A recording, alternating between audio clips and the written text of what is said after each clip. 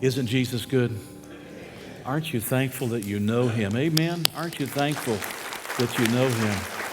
And thank you to our praise team and musicians. We appreciate the beautiful music today. Every week they provide us beautiful music, don't they? And we're so grateful for them and all that they do, all the hours they put in. Let me tell you that tonight at 6 o'clock, we start back a Sunday evening Bible study. It's been 15 months since we've had a Sunday evening Bible study.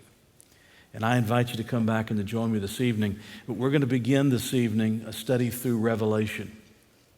And it'll take us a lot of weeks to do that, but we're going to begin a study that'll take us through the Revelation. And tonight, I'm going to give you some of the introduction to that study.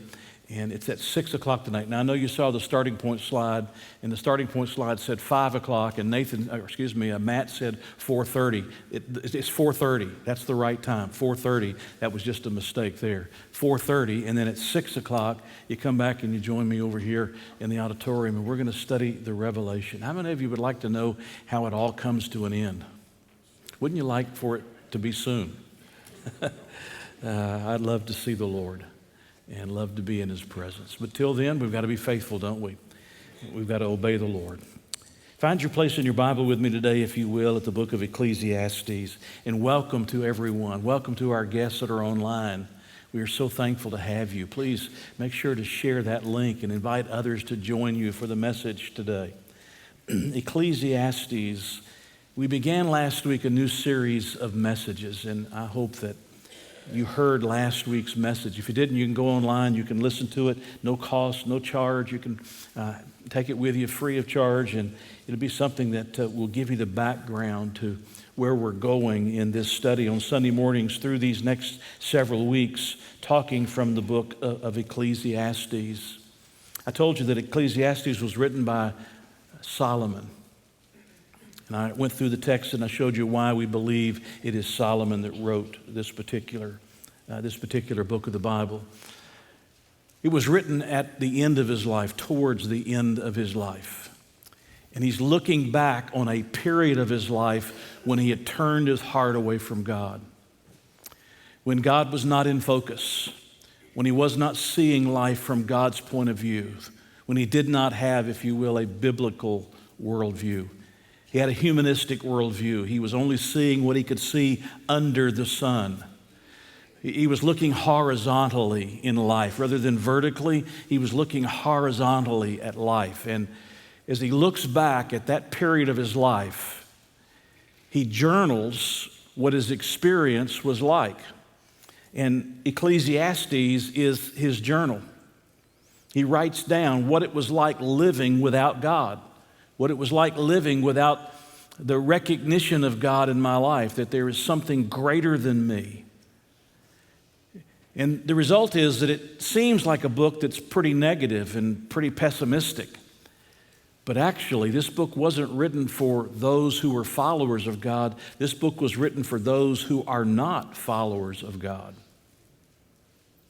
And Solomon looks back and he journals about his experience and he says, look, you think you can live this life without God? You're mistaken. You try to live this life without God? Let me show you the emptiness of a life lived that way. And when you read through those chapters, it's very realistic that, this is a man who lacks an eternal perspective. This is a man who lacks a biblical point of view. This is a man who can't see life like God wants us to see life. He lacks the wisdom of God. He may have the wisdom of man, but he lacks the wisdom of God to be able to see life from God's point of view. And he's very discouraged as he puts the words of this journal down. And he's trying to make sure that those who come behind him, who think they can find life somewhere other than in God, he's hoping to say to them, look, come sit at my feet. Let me tell you, I've been there, I've done that. I've got the t-shirt to prove it. And I want you to know that the path you think you're on that's going to bring you happiness isn't going to bring you happiness at all. And then he comes to the conclusion of the book, at the very end of the book, and he says, let me tell you what the conclusion is.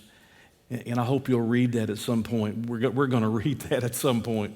We're going to study that at some point. What the conclusion is, if you leave God out of the equation, you will always end up feeling like Solomon felt when he wrote these words. Now today we're going to look at the first 11 verses of Ecclesiastes chapter 1. It's going to get a little bit discouraging in here for a few minutes. But these are the words of a man who's living his life under the sun, apart from a God perspective, apart from a spiritual point of view, apart from the eternal perspective that God would have us to have, God would have us to experience. Notice verse 1. The words of the preacher, the son of David, king in Jerusalem. Vanity of vanities, says the preacher. Vanity of vanities, all is vanity. Oh man, do we have to go any further? I want you to look back to chapter 12 just for a moment real quickly. Back to chapter 12. I want you to see the bookend. In chapter 12, verse 8, he says exactly the same thing and everything between it. These are the bookends to everything in his journal between these two thoughts. Verse 8, vanity of vanity, says the preacher, all is vanity. Oh man. Can't we focus on something else, Pastor? Can't we think about something else? 5 times in one verse, he uses the same Hebrew word, hebel. Hebel. In your translation, you might find it translated as the word futile or meaningless. Some translations use the word useless or pointless, or I like the word empty. He says empty of all empties. I mean, everything in life is empty. It's a superlative. He's saying everything in life is empty, vain. It's empty. Actually, the word refers to your breath. It's like a vapor that's here for a moment and then it's gone. It's like smoke. And you try to reach out and you try to grab hold of it and there is no substance to it. There's nothing to hold on to. You squeeze your fingers closed and everything is gone from your hand. Take a moment, will you? Take your hand and just hold it out like this, one of your hands, and just try to catch the air in front of you. Just try to catch the air in front of you. You can't do it. I mean, the harder you try, the more you try, you realize it's impossible, it's vain, it's empty, it's pointless, it's meaningless, it's futile. That's what he thinks about life.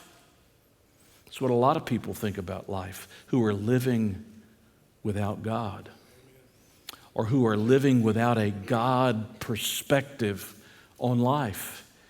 I just can't quite get a handle on it. It just never fully satisfies. It never really fulfills my life. I'm always reaching for something more. There's got to be something else. And Solomon, this man who at the end of his life realizes this period when he was not living for God and his heart was turned away from the Lord and he wasn't thinking from a God point of view, he journals about how miserable his life was. It was like trying to reach for something and I just can't get a hold of it. It's always just out of my grasp. One of the phrases we'll see a little later on in our study, it's like grasping for the wind. It's like grasping for the wind. And that's how Solomon saw life as he journals, how he saw life when he was living. His heart was turned away from God, and he was living without a God point of view. He was living as if if life was purely humanistic, as if he was the center of the world and everything else was under his control, and yet he could never quite get a grasp on it. In Hebrew poetry, Hebrew wisdom literature, they would often put the thesis at the very beginning so that you would know what the conclusion was, what he understood, what was the experience of his life. And he's telling you right up front, before he even begins anything else, this is who I am. I am Solomon, the author of this book. But I want you to know, life without God is a vain existence. It's empty. Now from that point forward, he goes on to show that life is one monotonous cycle after another. That no matter how hard you try, without God, there just is no meaning in your life. He says in verse 3, what profit has a man from all his labor in which he toils? And here's the phrase we talked about last message, under the sun. What profit? That's a commercial expression. It refers to the net earnings after the expenses are all paid. Profit is something that's objectifiable. It's something that can be accumulated. And he says, what can be accumulated? What is objectifiable in my life? I mean, what is the net earnings of my life? I mean, I'm laboring. The word means I'm working hard at. I'm giving everything I've got. I'm giving the best that I have. I'm struggling all through life, trying to work as hard as I possibly can by the sweat of my brow. I'm working as hard as I can. What profit? What's the net gain? And the answer is nothing. It's vain. It's empty. It's vanity of vanities. Hey, look, without God, you could amass great sums of wealth. You can be a Jeff Bezos. You can be a Bill Gates. Without God, you can amass properties and possessions. You can have things galore. Without God, you can achieve things in this life. But the reality is, in the long range, it really doesn't mean anything. You labor for it all, but you can never quite get your hand on it and grasp it and hold it. It'll never fulfill you. It'll never satisfy you. That's what he's saying. What profit is there in all of my labors in which I'm toiling? I'm working hard. I'm building. Solomon was building. He was a master builder. Talk about an architect. He was building the temple. He was building the palace. He was building the kingdom of Israel. And all of this that's going on all around him says, it doesn't satisfy me. It doesn't fulfill me. I'm living my life without God, and there is no real joy in any of it. He continues in his journal. He's going to show you the cyclical nature of life. Verse 4, one generation passes away and another generation comes, but the earth abides forever. You know, we like to think of life in the linear. We like to think that life is a linear experience. You know, you have a dream of something you want to do. You go prepare to achieve that dream in life.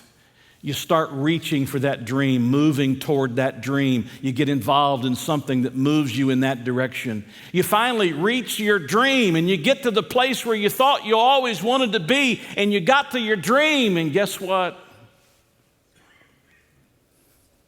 It didn't satisfy you either. Because life really, for the most part, isn't something that's linear. Life, for the most part, is something that's cyclical. You start with a dream. You go prepare to find that dream and live that dream. You go to work and get busy. You give yourself to that dream, trying to achieve it. You achieve the dream, and you're right back where you started from. Now what am I going to do? I've achieved my dream. There's got to be something more than this. This can't be the end of my life. There's got to be something else in life. I mean, I've done all of this grasping, and I can't find the fulfillment and the satisfaction. Think about it. You wear your clothes, you put them in the dirty clothes, you wash your clothes, and you wear your clothes. Right? Then you wear your clothes, you put them in the dirty clothes, and you wash the clothes. Or just think about other aspects of your life. You know, since Mary had her surgery, I've been picking up some of the household duties. Should have been doing that probably all along. But I was picking up some of the household duties, and I've been watching the cycle. You use a dish, you eat off of a dish, you put a dish in a dishwasher, you put a dish up, you eat off a dish. You put a dish in the dishwasher, you wash the dish, you put a dish up. And it's one endless cycle until finally I said, why don't we stop using dishes and just use paper plates? I mean, this is so meaningless. This is so purposeless. Just so that we can say that we ate off of real china, off of real plates with real forks. I mean, is it really that necessary? Cyclical life, instead of being linear for the most part, where we're ever moving upward, finally we get to our dream and everything comes to us and all of life is happy. Here's an example of what I'm talking about. You remember when your car got old and you thought, I'm gonna get a new car, and you started studying out cars.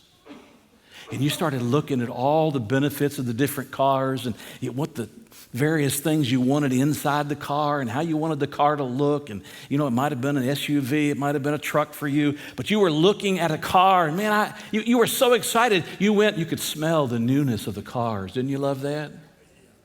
Don't you love that? And you look at the stickers on the cars. Now you do most of that online, but you look at the stickers on the car and you do all of that excitement. And finally, you choose the car you think is going to be the ultimate car. This is the car I've got to have. And you buy the car. And about a week later, you have what? Buyer's remorse. Why didn't I see that when I was looking for the car? Why didn't I know that when I was looking for the car? And about a year or two down the road, where did that good new car smell really go? Why isn't it there any longer? And why am I having to go through this cycle? It just goes over and over because we think that things can satisfy, and things will never fully satisfy us. It's just like one big cycle.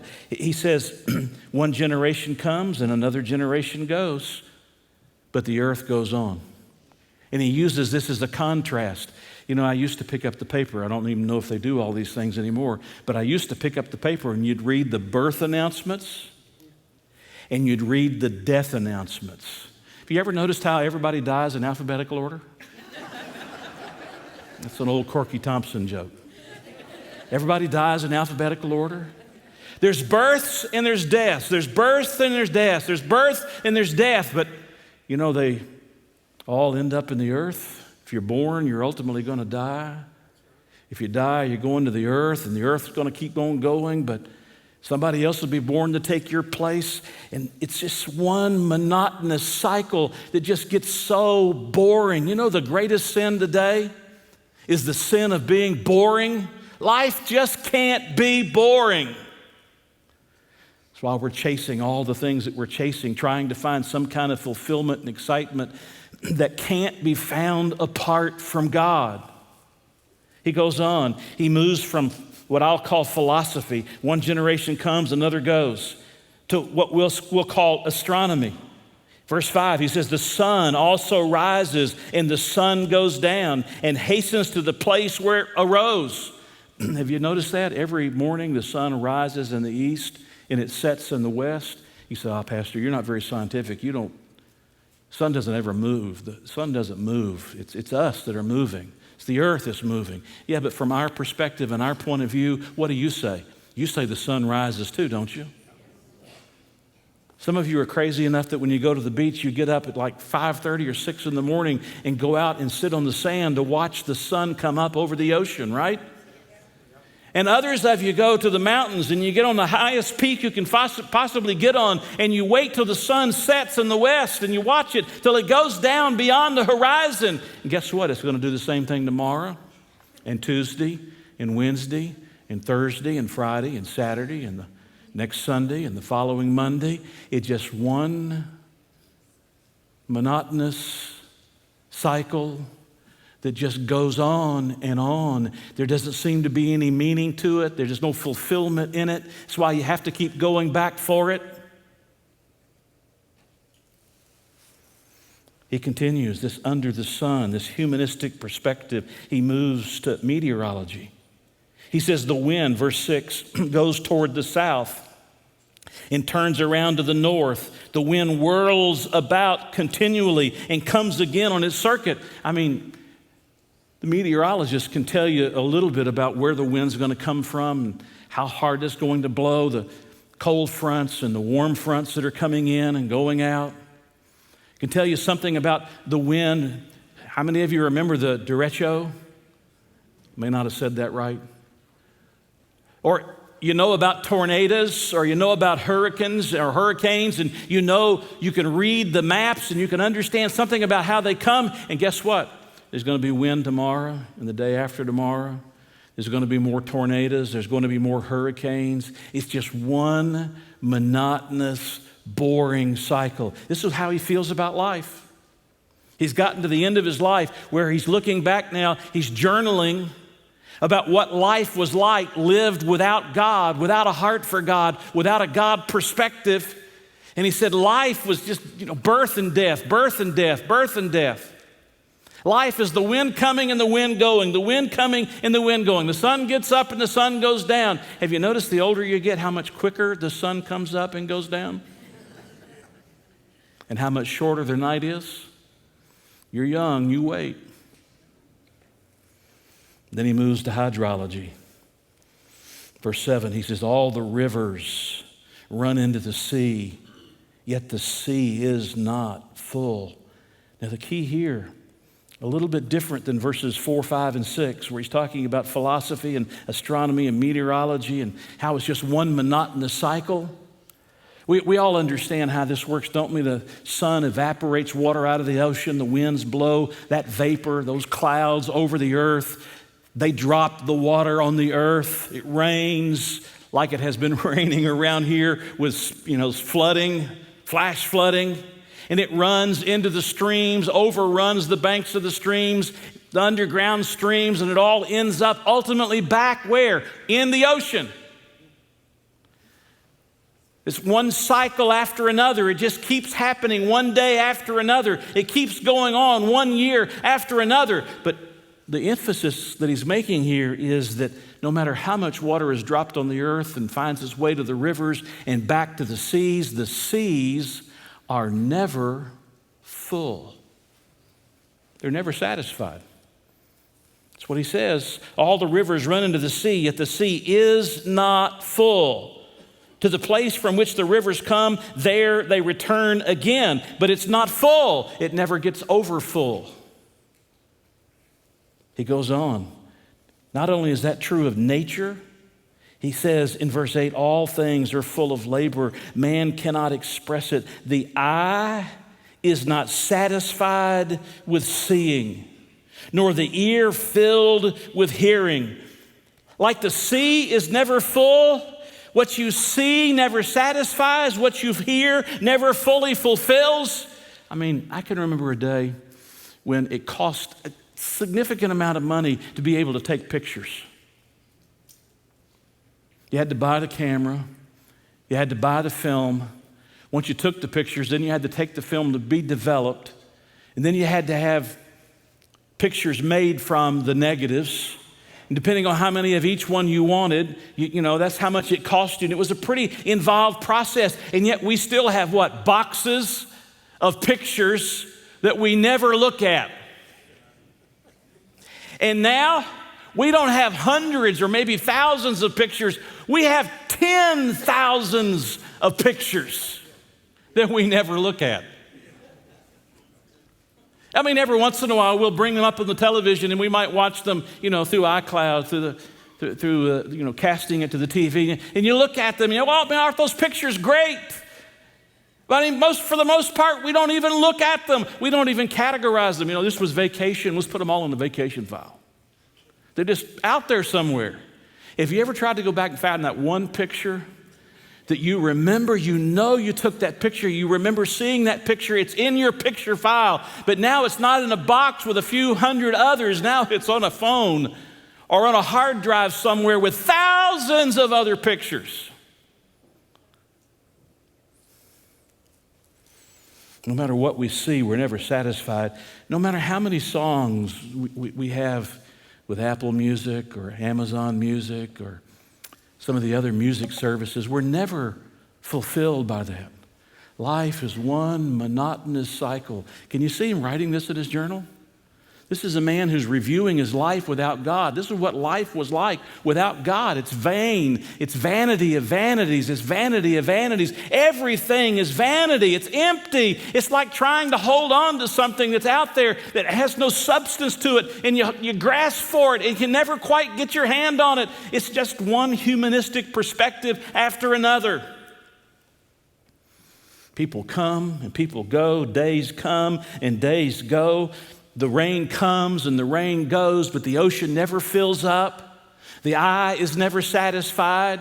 The hearing is never fulfilled, because the things of this earth can never satisfy the human heart.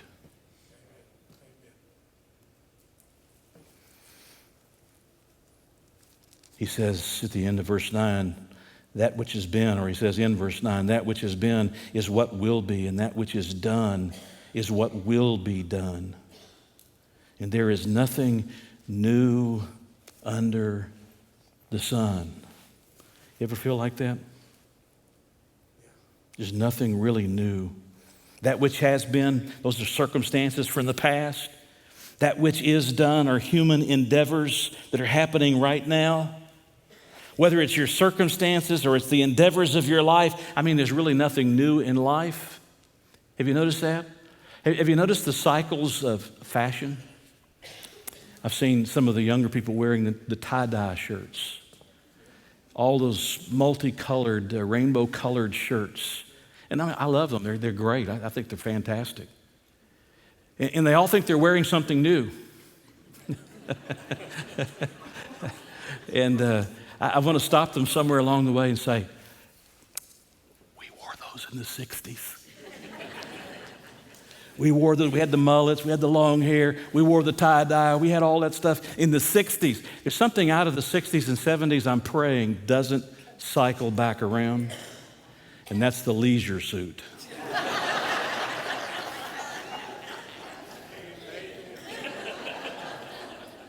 The men's leisure suits. I'm just praying, Lord, please don't let that cycle around. Please, I appreciate it if that didn't have to come back. You know, the dresses get shorter, the dresses get longer, the dresses get wider, they get more narrow. You get bell bottoms, you get, where you have to pull yourself into them. Hey, there's nothing wrong with any of that stuff. It's just the cycle of life, but there's nothing new. It's just a matter of a little different variation on what has already been true. Right? He goes on in verse 10. Is there anything of which it may be said, see, this is new? It has already been in ancient times before us.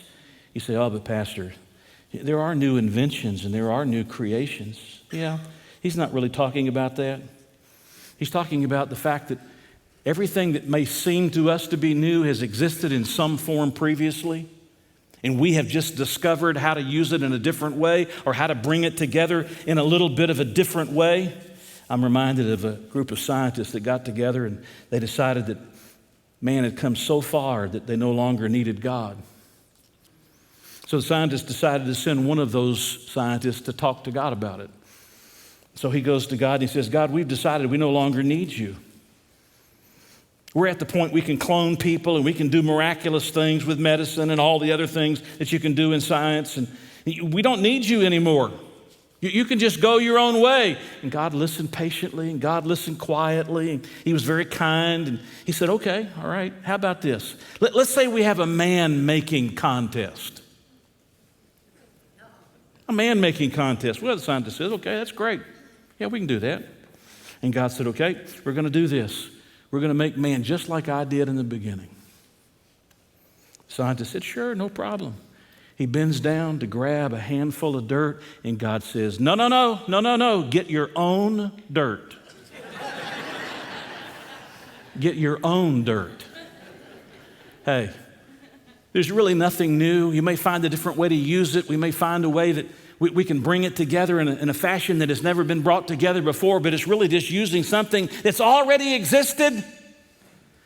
And the truth of the matter is, he's not talking about creations and inventions. He's talking about the cycle of life. The reality is, there isn't anything new. The fact of the matter is, what I experience in life, you experience in life, and what you experience in life, I experience in life. And we think, man, we're going to have a different experience from anybody else. But the reality is, it's just one big, monotonous, boring cycle.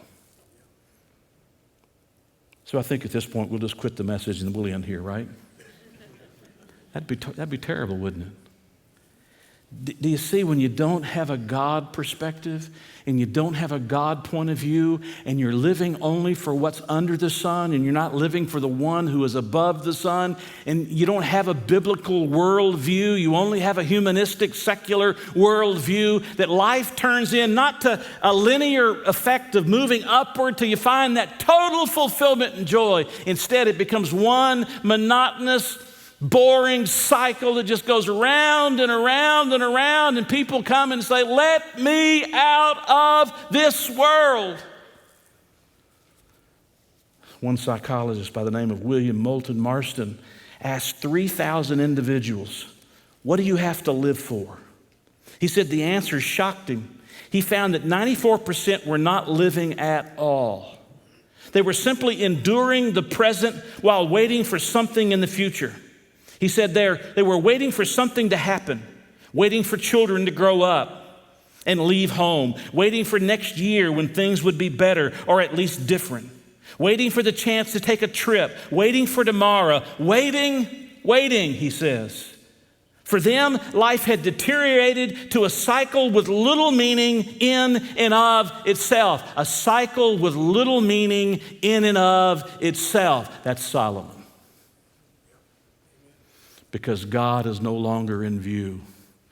God is no longer in the picture. God has been shoved out of his life, if you will. His heart's been turned away from the Lord, and now he's living only by what he can understand and what he can see before him. He has a horizontal point of view. He does not have a vertical point of view. He may have the wisdom of men, but he lacks the wisdom of God. And the result is, he has found life one boring, monotonous cycle from which he wants to escape. Dr. James Dobson is a name that many of you recognize. Focus on the Family. Many books about marriage and children that he's written. Clinical psychologist. He tells about one of his USC School of Medicine colleagues that died unexpectedly. He said that about 200 of his peers gathered for a 5-minute eulogy and a 1-minute moment of silence. Dr. Dobson writes, I was thinking, Lord, is this what it's all come to? We sweat and worry and labor to achieve a place in life to impress our fellow men with our competence. We take ourselves so seriously, overreacting, he says, to the insignificant events of each passing day. Then finally, even for the brightest among us, all these experiences fade into history, and our lives are summarized with a 5-minute eulogy and 60 seconds of silence. He said, it hardly seems worth the effort, Lord. And that's where a lot of people are today. Some of you are that way. You're living your life without God in view. And the result is you find yourself locked into a cycle of monotony and boredom. You keep trying to find something to make your life meaningful and fulfilling and satisfying, and you're looking in all the wrong places. Only when you keep your focus on God do you find the real meaning of life. He finishes in verse 11. He says, there is no remembrance of former things, nor will there be any remembrance of things that are to come by those who will come after. Life just comes to a 5-minute eulogy and a 1-minute silence, and everybody just goes on. You become little more than an asterisk. If you're famous, you become little more than an asterisk in history. As a matter of fact, history is getting rewritten every day you live. You don't even control how the history of your famous life is being told.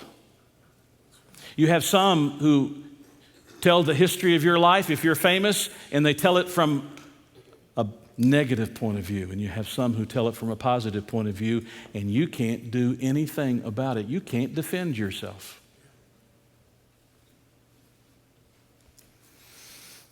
And Solomon is locked into this monotonous cycle. I want you to go back with me and we'll finish here. Genesis chapter 50. Genesis chapter 50. We all know the name Joseph. I want to give you a living example of somebody who had a different point of view than Solomon. He's a case study in a different point of view than Solomon. Joseph was the son of Jacob, one of 12 boys. He was beloved by his father. He'd been given a special coat by his father. His brothers hated him. They were looking for a way to silence him. They didn't want him in the family. They ended up selling him into slavery. He's taken down into Egypt and he's sold as a slave. He's lied about by Potiphar's wife. Can life get worse? He's lied about by Potiphar's wife. He ends up no longer the steward over Potiphar's household. He ends up in the jail. He lives there in that jail. Yes, he's trustworthy while he's there. Yes, he recognizes the blessings of God on his life. Yes, all of those things are true. But he's forgotten while he's in jail. Do you know how long it'll be from the time he's sold into slavery till he arises out of that position in jail? It's about 14 years of time. My brothers have betrayed me. My own family betrayed me. I was lied about by Potiphar's wife. I was forgotten by the very people that I helped. The very people I helped forgot me. And he comes to power, second in command in Egypt. And one day there's a famine.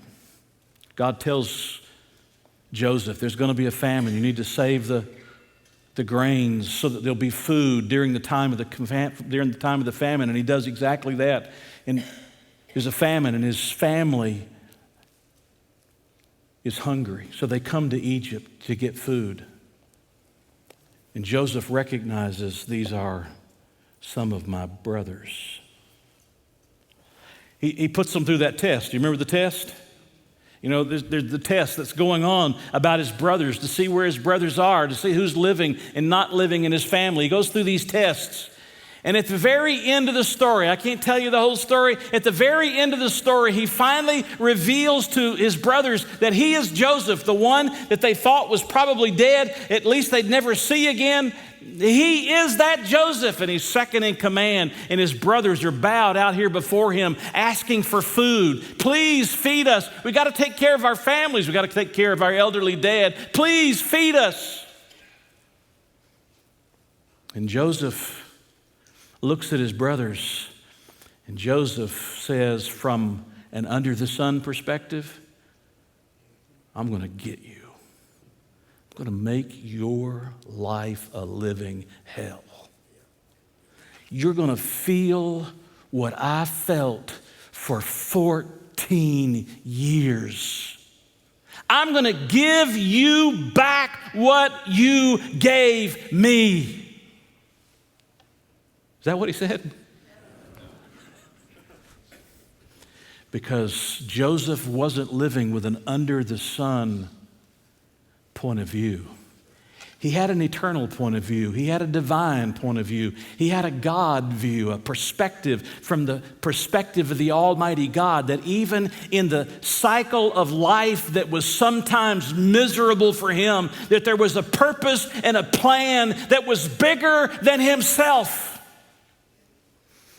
And he comes in verse 20 of chapter 50. And he says to his brothers who are now bowed before him, he says, but as for you, you meant me evil. You meant evil against me. But God meant it for good in order to bring it about as it is this day to save my people alive. Do you see the difference in the perspectives? You got Solomon over here writing his journal about what life was like when he was living without a God view, an eternal view of life, a biblical world view. And life is one misery after another. It's vanity of vanities. All is vain. It's like trying to grasp smoke in your hand. It never fulfills. Your eyes are never satisfied. Your ears are never fulfilled. The water runs back into the ocean and it never fills up. There's always an emptiness in your life because you're living only for you with one point of view in mind. But not so with Joseph. Joseph lived knowing that there was a greater purpose and a greater plan, even if there was a monotony and a boredom in the cycle of life, that God had a purpose in it all. So that he could say to his brothers, by the way, that's where revenge comes from. Revenge comes from, I can only see what I can see, my humanistic perspective under the sun, so I'm going to take care of this myself. Forgiveness comes when you recognize that there's another point of view. There's a God point of view. There's a biblical, eternal point of view, and you start looking at those circumstances and you start saying with Joseph, you meant it to me for evil, but God meant it to me and to all of us for good. Can I just tell you something about Jesus? Jesus came in Bethlehem, died on the cross of Calvary for the penalty of our sins, was buried and rose again to save us from our sins so that we could have a different perspective on life. I'm not living just for what this world has to offer. That's one monotonous cycle after another. I'm living for what comes beyond this life. Matter of fact, if you're an atheist today, you're watching, you're in the room, you're an atheist today, I want you to know you're my friend. We don't hate you. We're not mad at you. We're not angry with you. We love you. We want you to have a different perspective on life. But you got to admit that if your birth is pretty inconsequential, if the beginning of life is inconsequential and the end of life, your destiny is inconsequential, it really means that life itself is just inconsequential. But if your birth has a purpose and your death has a purpose and everything that you're experiencing through the course of your life has a purpose to it, then you're beginning to see that there's a reason for me to live and a purpose in my living. And that comes through a relationship with God through the Lord Jesus Christ.